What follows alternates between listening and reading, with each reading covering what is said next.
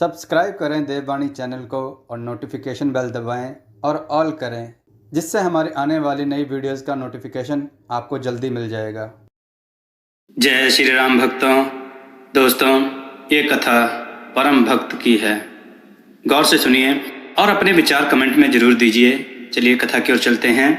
आज की कथा है पति ने किया पत्नी का त्याग और पत्नी द्वारा ननद के घर भिक्षा मांगना। आइए कथा श्रवण करें। दोस्तों, दक्षिण भारत की भूमि कितने ही संत भक्तों की जन्मस्थली रही है। इसी भूमि पर रंजनम नाम का एक गांव था। इस गांव में सांतोबा नाम के एक धनवान व्यक्ति निवास करते थे। समृद्ध तो थे ही, गांव में उचित सम्मान भी प्राप्त था। घर में सुंदर रूपवती स्त्री थी, जिसके साथ वे सांसारिक सुखमय जीवन व्यतीत कर रहे थे। दान ध्यान का कोई महत्व उनकी दृष्टि में नहीं था। एक बार भगवत कृपा हुई। महाराष्ट्र के परम संत तुकाराम भ्रमण करते हुए उनके घर आ ठहरे। सत्संग कीर्तन हुआ। कहते हैं कि सच्चे भक्त का क्षण भर का साथ पुण्यकारी होता है। तुकाराम जी के प्रवचन सांतोबा के हृदय में जा बसे। उन्हें उस अद्भुत परमानंद की प्राप्ति हुई, जिसके समक्ष संसार के सब भोग तुच्छ और अप्रिय लगने लगे। अपने गुजर चुके जीवन पर पश्चाताप होने लगा। मैंने विषय वासना के जाल में फंसकर जीवन नष्ट कर दिया। इन भोगों से मुझे क्या प्राप्त हुआ? अशांति और लालसा। अब मेरा उद्धार कैसे होगा? सांतोबा मन में विचार करने लगे। जब विरक्ति पैदा हुई तो संपत्ति में क्या आसक्ति होगी। उन्होंने अपनी संपत्ति को दीन दुखियों में बांट दिया और सब मोह त्याग कर चल पड़े। तन पर एक लंगोटी के अलावा कुछ नहीं था।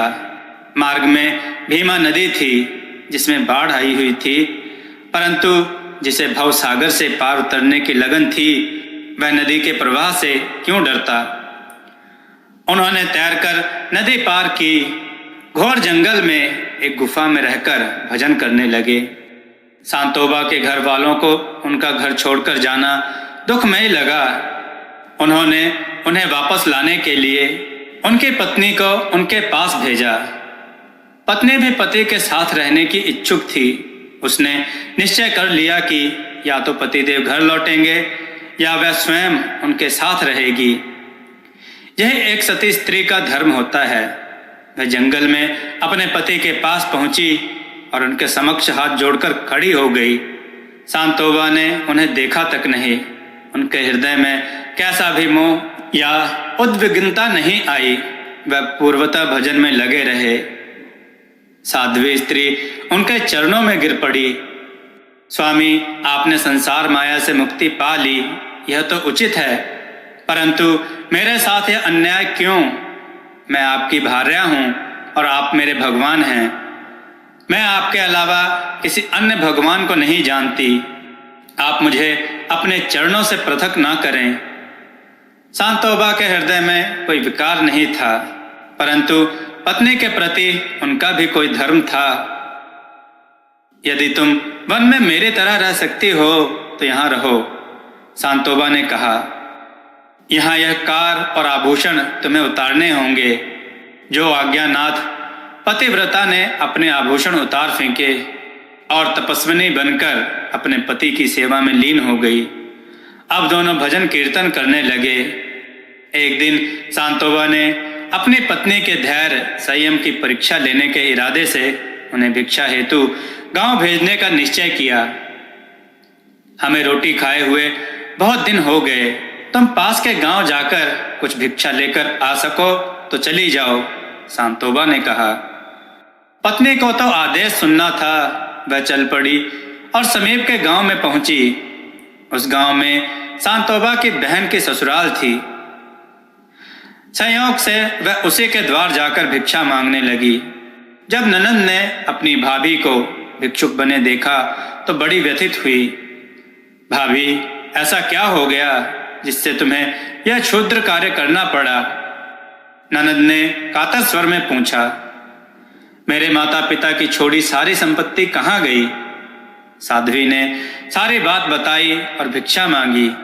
ननद ने उन्हें प्रेम से बिठाया और अच्छे अच्छे व्यंजन बनाकर थाल भरकर उन्हें दिया। साध्वी भोजन लेकर वहां से चल पड़ी।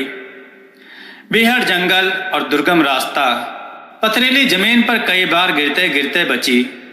किसी प्रकार गिरती पड़ती अपने पति के पास पहुंची और भोजन उनके समक्ष रख दिया। क्या है? मैंने तुम्हें भोजन में रोटी मांगने भेजा था और तुम यह गरिष्ठ भोजन ले आई। सांतोबा ने शांत स्वर में कहा। स्वामी, मैं भिक्षा मांगने समीप के गांव गई थी। वहां संयोग से आपकी बहन से भेंट हो गई। उन्होंने आग्रह करके मुझे यह भोजन दिया। यदि हमें ऐसा ही भोजन करना होता तो हम अपना घर क्यों छोड़ते? उचित होगा कि तुम यह भोजन वापस लौटाओ। साध्वी ने किंचित मात्र भी विलंब न किया। यद्यपि थकान से उनका शरीर चूर चूर हो रहा था, ठोकरों से पैरों की उंगलियों से रक्त निकल रहा था, फिर भी पति की आज्ञा मानकर वह भोजन का थाल लेकर वापस चल पड़ी। ननद के घर जाकर भोजन का थाल सआग्रह वापस किया और अन्य घर से रोटी लेकर फिर जंगल की ओर चल पड़ी। उन 2 फेरों में ही उन्हें शाम हो गई। शरीर थक के चलने से मना कर रहा था, परंतु इस बात का संतोष था कि वह जिस कार्य से आई थी वह हो चुका था। रोटी के टुकड़े उनके पास थे जिनसे उनके पति की भूख शांत होगी। तभी बादलों ने भीषण गर्जना के साथ वर्षा के आगमन का संकेत दिया। कुछ ही क्षणों में तेजी से बारिश आ गई। वह भीग गईं और ठंड से थरथर कांपने लगीं। वह नदी के तट पर पहुंची तो देखा कि नदी में भयंकर बाढ़ आ गई थी। बाढ़ देखकर साध्वी निराश हो गईं। हे प्रभु, मेरे स्वामी मेरी प्रतीक्षा कर रहे होंगे। मैं किस प्रकार रोटी के इन टुकड़ों को अपने स्वामी तक पहुंचाऊंगी? क्या मुझ दरिद्रा पर आपको दया नहीं आती? साध्वी ने प्रभु से आस लगाई, और यदि ऐसी प्रतिव्रता की करुण पुकार सुनकर भी जगपति का हृदय ना पसीजता तो उन्हें करुणा निधान कौन कहता? प्रभु पांडुरंग ने केवट का रूप धरा और वहां प्रकट हो गए। बहन, तुम कौन हो और इस वर्षा में क्यों भीग रही हो? केवट रूपी भगवान पांडुरंग ने सस्नेह पूछा। भाई, अवश्य ही तुम्हें भगवान ने मेरी सहायता के लिए भेजा है। मेरे स्वामी दूसरे किनारे पर भूखे बैठे हैं। मेरे पास रोटी के टुकड़े हैं। बहन, निश्चिंत रहो, मैं तुम्हें नदी पार कराता हूँ। आओ मेरे कंधों पर बैठो। भक्त वत्सल भगवान ने करुणा पूर्वक कहा, और संसार को अपनी उंगली पर नचाने वाले सर्वेश्वर ने उस सती साध्वी को अपने कंधों पर बिठा लिया और निर्भय नदी में उतर गए। कुछ ही क्षणों में महामल्लाह ने उन्हें दूसरे तट पर पहुंचा दिया। पति की कुटिया के पास पहुंचकर उन्होंने केवट को धन्यवाद दिया और पति के पास पहुंची। सांतोबा उनकी प्रतीक्षा कर रहे थे। उन्होंने रोटी निकालकर उनके समक्ष रख दी। सांतोबा ने रोटी की तरफ देखा तक नहीं। वह तो अपलक अपनी पत्नी को देख रहे थे, जिनके शरीर से आज इतना दिव्य तेज निकल रहा था। इतना सौंदर्य और आकर्षण तो उनके शरीर में पहले कभी न था। साध्वी, इस घनघोर वर्षा में तुम यहाँ तक कैसे पहुंची? सांतोबा ने विस्मय से पूछा। पत्नी ने सब वृतांत कह सुनाया। सांतोबा ने सब सुना और सब समझ लिया। साध्वी, सांतोबा का स्वर भीग गया। तुम बड़भागिनी हो। भीमा नदी को इस प्रकार पार करना साधारण केवट के वश में नहीं है। निश्चय ही श्री भगवान विट्ठल ने केवट का रूप धरकर तुम्हें नदी से पार उतारा है। जिनके दर्शनों के लिए मैं सब त्याग कर तप करने बैठा हूँ, तुम्हें उन्होंने दर्शन दिए हैं। मेरे भजन में अवश्य कोई त्रुटि है, जो सर्वेश्वर मेरे द्वार से लौट गए। अब मैं उनके दर्शन किए बिना अन्न जल ग्रहण नहीं करूंगा। सांतोबा ने संकल्प लिया और अन्न जल छोड़ दिया। साध्वी ने भी पति का अनुसरण किया। कई दिन व्यतीत हो गए। समीप के गांव में एक हरि भक्त को भगवान ने स्वप्न में दर्शन दिया और कहा, भक्त, नदी के पार जंगल में मेरा एक भक्त पत्नी सहित भूखा बैठा है। तुम भोजन लेकर जाओ और उन्हें भोजन करा के आओ। भक्त तत्काल भोजन लेकर जंगल में पहुंचा और शांतोबा को भगवान की आज्ञा सुनाई।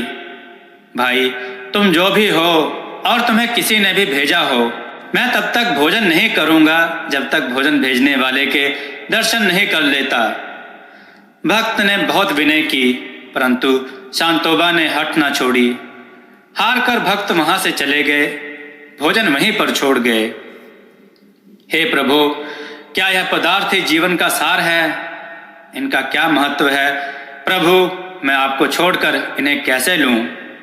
मुझे आपके दर्शन के अलावा और कोई इच्छा नहीं है। मुझे दर्शन दो प्रभु। शांतोबा के स्वर में प्रभु मिलन की वेदना थी। उनके करुण पुकार प्रभु के हृदय तक पहुंच चुकी थी। प्रभु प्रकट हो गए। शांतोबा का चेहरा प्रसन्नता से खिल उठा। वे प्रभु के चरणों में गिर पड़े। प्रभु ने उन्हें उठाकर हृदय से लगा लिया और उन्हें दीक्षित करके अंतर ध्यान हो गए।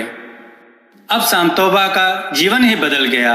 उनकी वाणी और स्वर में हरि नाम जैसे समाहित हो गया। उनका आध्यात्म ज्ञान स्तर प्रबल होता गया और सैकड़ों नर नारी उनके दर्शनों को आने लगे। उसके बाद वह सपनिक पंढरपुर पहुंचे और भगवान पांडुरंग की पूजा अर्चना में लीन रहने लगे। उनकी निष्काम पूजा से प्रभु प्रसन्न हुए और उन्हें पंढरपुर में ही रहने का आदेश दिया। प्रभु का निरंतर सामीप्य पाकर शांतोबा खिल उठे। तत्पश्चात प्रभु की आज्ञा से शांतोबा पत्नी सहित जीवन पर्यंत पंढरपुर में ही रहे। इस लोक में भगवत्य में की असीम गंगा में नहाते हुए उन्होंने परम धाम की यात्रा की।